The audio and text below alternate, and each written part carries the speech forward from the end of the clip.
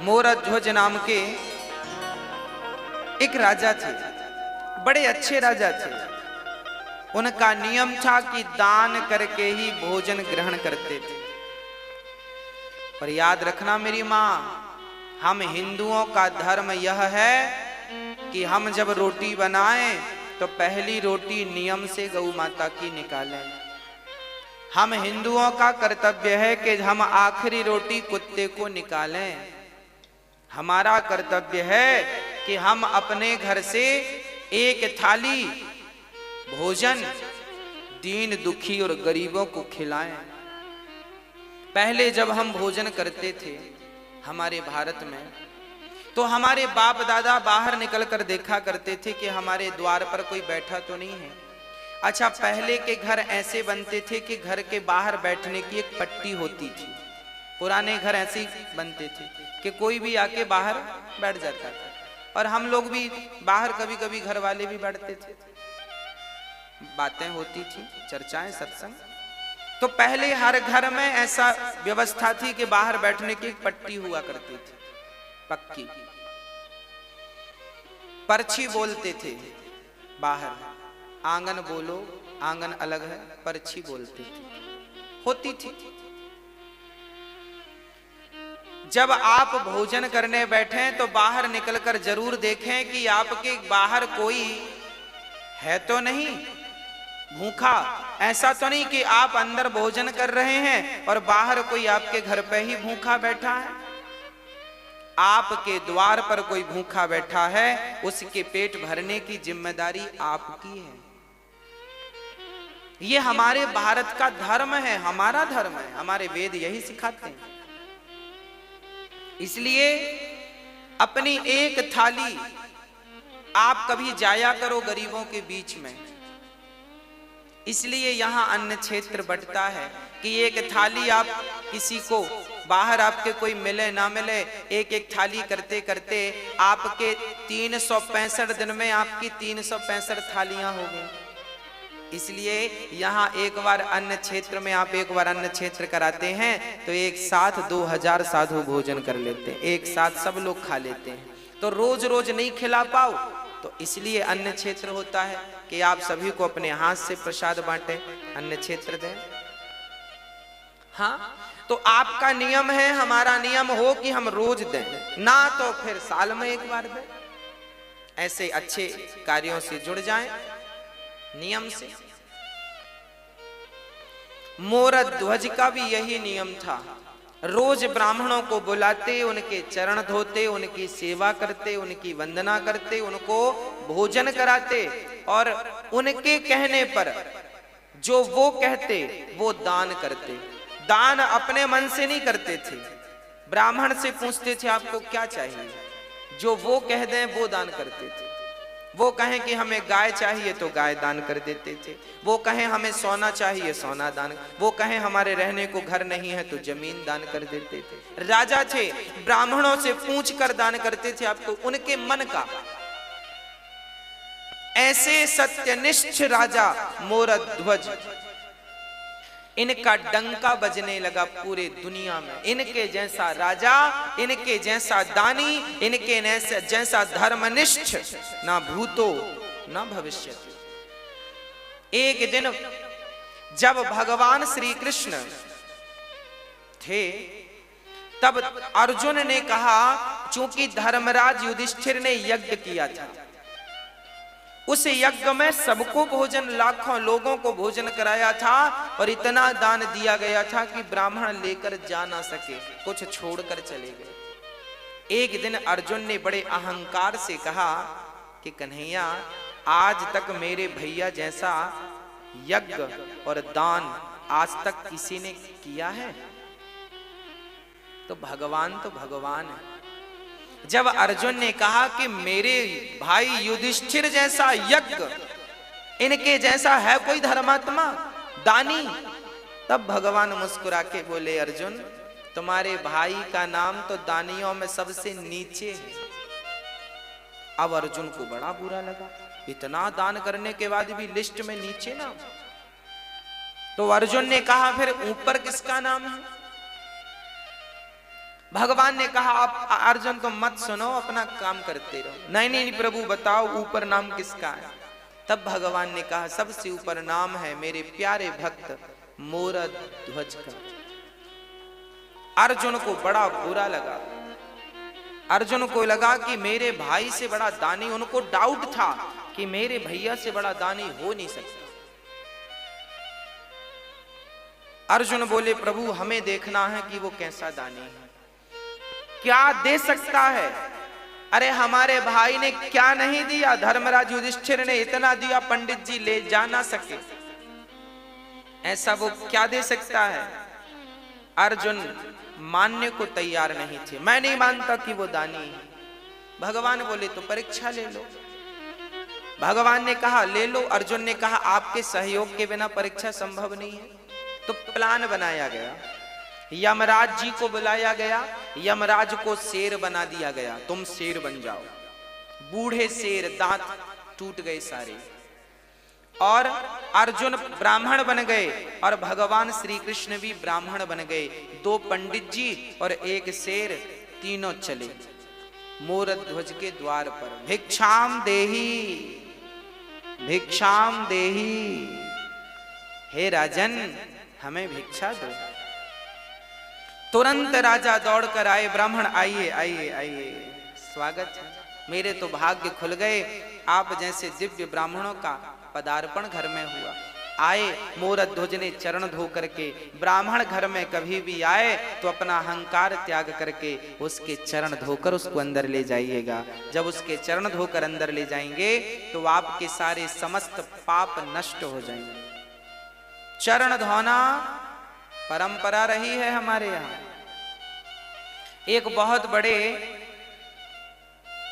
कोई व्यक्ति थे, ज्ञानी, वो भी ब्राह्मण थे। उन्होंने अपनी बेटी की सुंदरता देखी तो एक सुंदरता देखकर एक लेख लिख दिया, मेरी बेटी इतनी सुंदर है, इतनी सुंदर, इतनी सुंदर। जैसे ही वो अपनी बेटी की सुंदरता का निरूपण अपने एक ग्रंथ में कर रहे थे तभी उनको कोढ़ का रोग हो गया। ब्राह्मणों को बुलाया, भाई हम तो देखो बेटी के ऊपर ये ग्रंथ तैयार कर रहे हैं, बेटी कितनी सुंदर है, लोग पढ़ेंगे, हमें कोढ़ क्यों हो गया। तब ब्राह्मणों ने कहा कि बाप थोड़ी बेटी की सुंदरता का वर्णन कर सकता है। अरे सुंदरता का वर्णन तो पति कर सकता है पत्नी की, मेरी पत्नी ऐसी सुंदर है। आप क्या तैयार कर रहे हैं ग्रंथ, आपको उसी पाप से रोग हो गया है, अब ठीक कैसे होगा। बोले सारे ब्राह्मणों को बिठाओ, इनके चरण धो और इनके चरण के धोए हुए जल से स्नान कर लो, अपने आप आपका रोग ठीक हो जाएगा। जब ब्राह्मणों के चरणों के धोने से स्नान किया तब उनका रोग ठीक हो गया।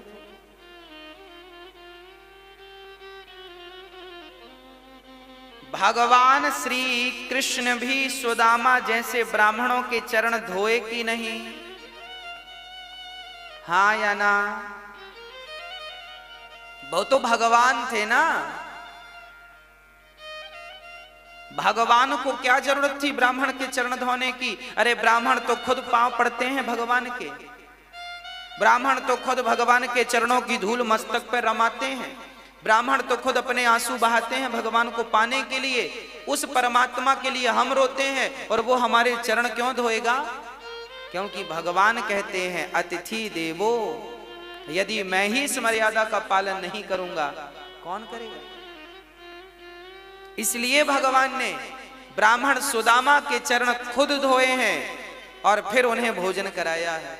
आपके घर कभी ब्राह्मणों को बुलाना भोजन पर तो सबसे पहले उनके चरण धोना और चरण धोकर ही उन्हें भोजन पर बिठाना, भोजन कराना। आजकल तो 13ही बरसी में भी लोग पांव नहीं धुलते। आप अपने माता पिता की 13ही करते हो ना, बरसी करते हो ना, तो आज के बच्चे तो इतने एडवांस हैं, वो पांव धुले क्यों, क्योंकि वो तो बड़े साहब हैं, पांव धुलने में शर्म आएगी, काहे धुलेंगे पांव। अरे भैया, ब्राह्मणों के चरण को जब आप धुलते हैं तो ब्राह्मणों के चरणों को धुलने में जितना पानी खर्च होता है वही पानी तुम्हारे पूर्वजों को पानी प्राप्त होता है पीने के लिए रास्ते में। मैं मरूंगा तो मैं भी वही पानी पीऊंगा जो मैंने ब्राह्मणों के चरणों को धो करके बहाया है, वही पानी मुझे पीने को मिलेगा। आप भी मरेंगे तो आप भी प्यासे मर जाएंगे यदि कभी ब्राह्मणों के चरण नहीं धोए तो। जीवन में जलदान करना चाहिए, जो जलदान करते हैं वो पानी मिलता है आपको। और यदि जलदान नहीं कर पाए तो फिर चरण धो ब्राह्मणों के। इसलिए 13 में चरण धोए जाते हैं। ब्राह्मण 13 ब्राह्मण के चरण धोकर बिठाया जाता ना प्रसादी के लिए। अब ये परंपराएं बंद हो गई हैं, लगभग सब मॉडल हो गए हैं, सब बड़े बन गए हैं, छोटा कोई बनना नहीं चाहता आजकल। आज एक बार कोई व्यक्ति बड़ा हो जाए उसके बाद छोटा नहीं बनना चाहता, वो कहता मैं तो खुद बड़ा हूं। गलत बात।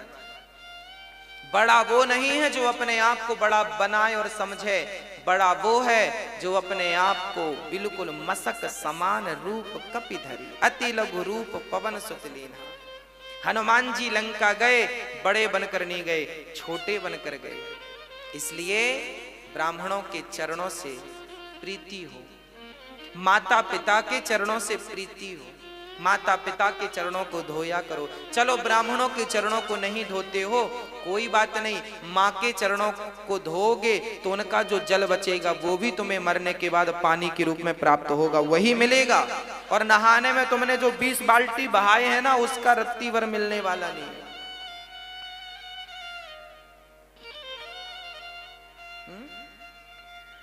गौ माता को जो पानी पिलाया है वो पानी भी आपको प्राप्त होगा।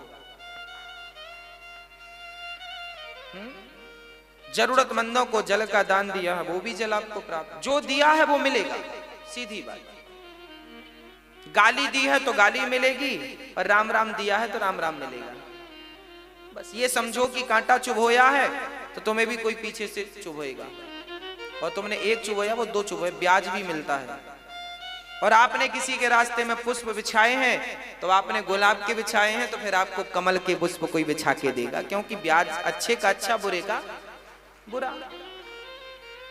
जैसी करनी। अब भगवान श्री कृष्ण आए हैं और उनको मोर ध्वज ने बिठाया है, चरण धोए हैं और चरण धो करके भोजन। ब्राह्मणों ने कहा राजन हम भोजन बाद में करेंगे, पहले हमारा शेर बाहर खड़ा है उसे आप कुछ भोजन की व्यवस्था कीजिए। हाँ हाँ, मोरध्वज बोले बताइए शेर क्या खाएगा, उसके लिए हमारे पास बढ़िया जो कहें वो हलवा बनवाएं, जो कहें वो रोटियां बनवाएं, मालपुआ खवाएं। क्या खाता है आपका शेर? ब्राह्मण कहते हैं राजन हमारा शेर तो देखो सभी शेरों की तरह वो मांसाहार करता है, मांस खाता है। अच्छा, मोरध्वज बोले कोई बात नहीं हम मांस की व्यवस्था कर रहे हैं। अच्छा कहां से मांस लाओगे? बकरे को मारोगे? ना ना ना। गाय को मारोगे? ना। राम राम राम राम राम। फिर मुर्गी को मारोगे? ना ना ना ना। फिर किसी प्रजा को मारोगे? ना ना, प्रजा तो भगवान है उसे क्यों मारेंगे? मोरध्वज से भगवान ने कहा फिर तुम कहां से मांस लाओगे?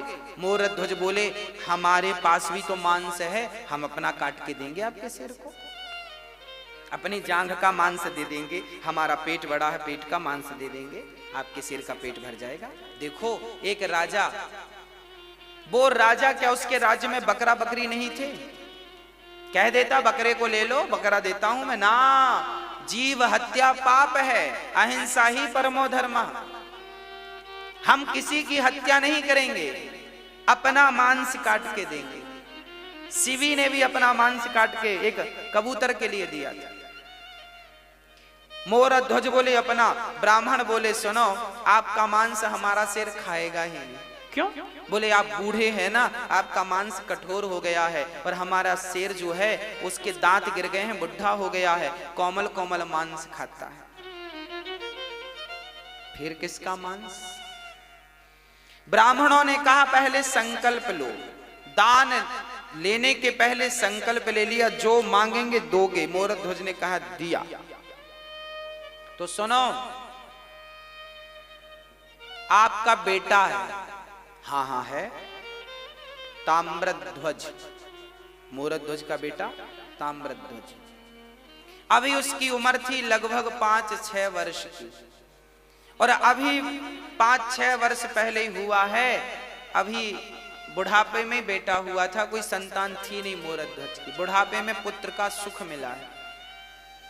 ब्राह्मणों ने कहा कि आपका बेटा है, हमें अपने शेर के लिए आपके पुत्र का मांस चाहिए। बच्चे का मांस बड़ा कोमल होता है, वो बड़ी आसानी से खा लेगा। आप जल्दी से अपने बेटे को लाइए और उसे खड़ा करिए। और सुनो, हमारे शेर के दांत गिर गए हैं तो मांस फाड़ नहीं सकता, इसलिए आप दोनों पति पत्नी अपने बच्चे को बीच से आरे से चीर करके फाड़िए और फाड़ करके मेरे शेर को डालिए। अब तो राजा दंग रह गए। राजा कुछ समझ ना पाए। एक पिता एक मां अपने बेटे को वारे, चलो बेटे का दान तो बहुत लोगों ने किया, पर बेटे को वारे से चीरना, और उस बेटे को जो एक ही बेटा हो, बड़ा लाड़ प्यार का बेटा हो। अब तो राजा का दिल जोर जोर से धड़कने लगा।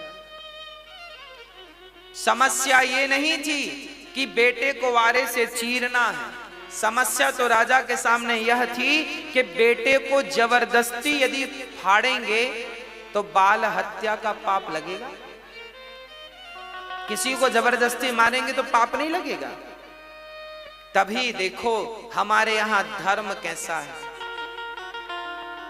वो नन्हा सा बालक जो मोर ताम्रध्वज था, वो दौड़ कर आया और पिता से कहने लगा, पिताजी इतना क्या सोचते हैं? आप यही सोच रहे हैं ना कि मैं तैयार हूं अपना मांस देने को या नहीं? राजा बोले, हाँ बेटा, मैं यही सोच, मेरा धर्म संकट यह था कि मैं आपको जबरदस्ती पकड़कर काट दूं, पाप लगेगा। तब ताम्रध्वज ने कहा, वाह पिताजी, अरे पुत्र का जन्म ही इसलिए होता है कि वो पिता के धर्म की रक्षा करे। जिस पुत्र ने अपने पिता के धर्म की रक्षा नहीं की, उस पुत्र का पुत्र होना व्यर्थ है, क्योंकि आपने अपने पिता के धर्म की रक्षा नहीं की। उस बेटे ने कहा, पिताजी आज आपका धर्म ना चला जाए, इसलिए अपने धर्म को बचाइए। बेटा चला गया तो कल दूसरा बेटा आ जाएगा, पर धर्म चला गया तो दोबारा धर्म लौट कर नहीं आएगा। इसलिए धर्मो रक्षति रक्षित, धर्म की रक्षा करो। ताम्रध्वज खड़ा हुआ। राजा ने आरा लकड़ी चीरने का आरा पकड़ा, पर रानी मां उसे तैयार करना बड़ा कठिन है। जब राजा ने कहा कि हमने ब्राह्मणों को वचन दिया है कि अपने पुत्र का मांस शेर को खिलाएंगे, पत्नी से कहा, क्या तुम इस धर्म में मेरा सपोर्ट करोगी? अच्छा, वो भी कह देती कि मेरा बेटा है, आपकी बस थोड़ी है। वो कहती मेरा भी अधिकार है, मैं नहीं मरने दूंगी इसे, तो भी धर्म का। फिर भी राजा अपने वचन को पूरा नहीं कर सकते थे। पर देखिएगा, तब का पति, तब की पत्नी और तब के पुत्र कैसे हुआ करते थे। पत्नी ने कहा, स्वामी जी आप अपने धर्म की रक्षा कीजिए, मेरे तो ऐसे 100 बेटे आपके धर्म के लिए बलिदान हैं, कुर्बान हैं। आपके धर्म के लिए यदि मैं मेरे पुत्र का, मेरे ममत्व का बलिदान देना पड़े तो मैं अपने ममत्व का बलिदान दे दूंगी। खड़ा कर दिया बेटे को, बेटे की मर्जी से, और आरा रखा गया।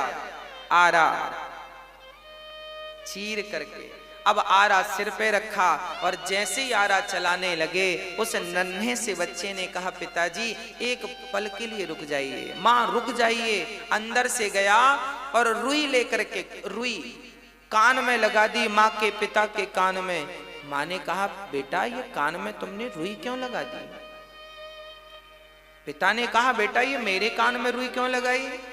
तब उस नन्हे से ताम्रध्वज ने कहा, पिताजी, माँ जी, जब आप आरा चलाओगी ना तो हो सकता है मैं दर्द के मारे चीखूं, हो सकता है मैं चिल्लाऊं, पर माँ मैं कितना भी चीखूं, मैं कितना भी चिल्लाऊं, मैं चाहता हूं कि मेरी चीख आपके कान तक ना जाए, इसलिए मैंने रुई लगा दी, क्योंकि कान तक मेरी चीख चली गई तो आप आरा चलाना रोक दोगे, और आरा चलाना रुक गया तो आपका धर्म ही संकट में पड़ जाएगा। और मैं नहीं चाहता कि मेरी कोई चीख आपके धर्म पर कोई बाधा बने, रुकना नहीं चाहिए आरा। बस खड़े हो गए ताम्रध्वज, आंख कानों में रुई लगाई, और वो माता पिता अपने धर्म की रक्षा के लिए अपने पुत्र को ही बीच से चीर दिया। देखते देखते खून की पिचकारियां निकलने लगीं, कभी वो माँ के मुंह को भिगाए तो कभी पिता के मुंह को भिगाए, और वो पिचकारियां निकलती जा रही हैं और आरा चलता जा रहा है। ये भारत की सत्य घटनाएं हैं, ऐसा हुआ है, ऐसा भारत था हमारा। दर्शन करो इस भारत का, ऐसा भारत कि धर्म के लिए पुत्र तैयार हो गया, और धर्म के लिए माँ बाप ने बच्चे को आरे से, चूंकि वचन दे दिया था कि मैं आपको, आपके शेर को मांस दूंगा, 2 भागों में काट दिया। अब रानी रोने लगी, अब बच्चे को जब देखा तो रोने लगी। ब्राह्मणों ने कहा खबरदार, यदि आप रोए तो हमारा शेर मांस खाएगा नहीं, चला जाएगा भूखा, आपको रोना नहीं है। अब देखो, माँ ने बेटे को आरे से चीरा है, बेटा मर गया है, पर शर्त यह है कि इसके मरने पर रोना नहीं। अरे रोकर ही अपना दुख कम कर लेती वो माँ, पर रोने में भी पाबंदी लगा दी। ब्राह्मणों ने कहा इसका दायां भाग उठाकर मेरे शेर को डाल दो और बायां भाग ले जाकर फेंक दो। तब उस मां की आंखों से एक आंख से आंसू निकल गए। ब्राह्मणों ने कहा मां रोई क्यों? तब कहा उस मां ने, मेरे पुत्र का एक अंग तो आपके काम आ सका, पर दूसरा अंग आपके काम ना आ सका, इसलिए आंखों से आंसू निकल आए। शेर ने उस मांस को खा लिया और अब ब्राह्मण बड़े प्रसन्न हुए। ब्राह्मणों ने कहा राजन, अब हमें भी भूख लग रही है, अब हमें भोजन परोसो। राजा रानी ने थाल लगाई और ब्राह्मणों को परोसा, और ब्राह्मण जैसे ही रोटी तोड़कर अपने मुंह तक ले गए, वापस रख दिया। ब्राह्मणों ने कहा राजन, हम आपके घर भोजन नहीं करेंगे। क्यों नहीं करेंगे? क्योंकि आप हत्यारे हैं। कौन सी हत्या? आपने अभी अभी अपने बच्चे को मारा, और हत्यारों के घर हम भोजन नहीं करते। ये कहकर ब्राह्मण जाने लगे, तब मोरध्वज चरणों में गिर पड़ा। महाराज, मेरे घर से अतिथि भूखा चला जाएगा तो मेरे जीवन भर की भक्ति, जीवन भर का पुण्य आज बेकार हो जाएगा। ब्राह्मण देवता, मेरे घर से आप भूखे ना जाइए, आप भूखे ना जाइए।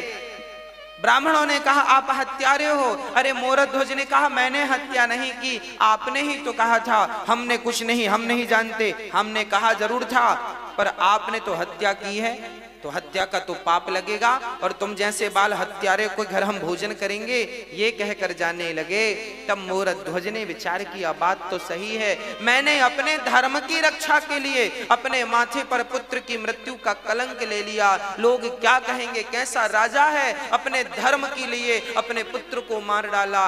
ये कहकर राजा रोने लगे, हे विधाता, कैसी कठिन परीक्षा ले रहे हो, ये हत्या का पाप मेरे माथे पे लगेगा तो मैं कैसे जीवित रहूंगा।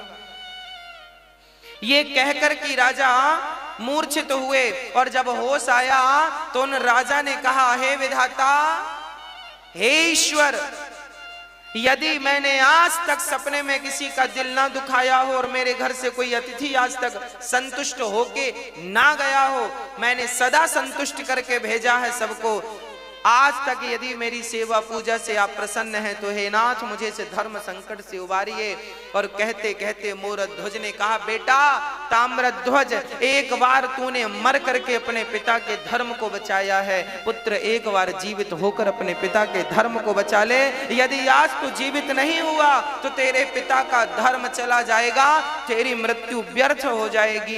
ये कहकर मोरध्वज नीचे गिरे। तभी अंदर से आवाज आ गई, पिताजी मैं मरकर भी आपके धर्म की रक्षा करूंगा और जिंदा होकर भी आपके धर्म की रक्षा करूंगा। अंदर से दौड़ता हुआ उनका बेटा आया और पिता ने हृदय से लगा लिया और पलट कर देखा तो ना वहां कोई शेर था, ना कोई ब्राह्मण थे, वहां तो स्वयं भगवान श्री कृष्ण शंख चक्र गदा पद्म लेकर के खड़े थे, चतुर्भुज रूप में खड़े थे। अर्जुन की आंखों में आंसू गिर रहे थे, झरझर आंसू निरंतर गिर रहे। मोरध्वज बोले, प्रभु आप? हाँ। मोरध्वज रोने लगे, वाह प्रभु, क्या आपको भी मुझ पर भरोसा नहीं था जो आप मेरी परीक्षा लेने चले आए? अरे कम से कम आपको तो भरोसा होना चाहिए था। भगवान रोने लगे, मोरध्वज यदि मैं सबसे कहता कि तू सबसे बड़ा दानी है तो कौन मानता, पर आज तूने साबित करके सिद्ध करके दिखा दिया कि इस धरा पर, इस सृष्टि पर आपके जैसा दानी ना भूतो ना भविष्यति, ना हुआ था, ना हुआ है, ना कभी होगा। अब तो हृदय से लगा लिया भगवान ने। और अर्जुन तो बड़े शर्मिंदा हो गए, जो अपने भाई युधिष्ठिर को दानी कह रहे थे। आज इन्हें पता लगा कि ये दानी नहीं, मोरध्वज दानी। हाँ, मोरध्वज जैसा कोई दानी नहीं, सबसे बड़े दानी मोरध्वज। इसलिए धर्मो रक्षति रक्षिता।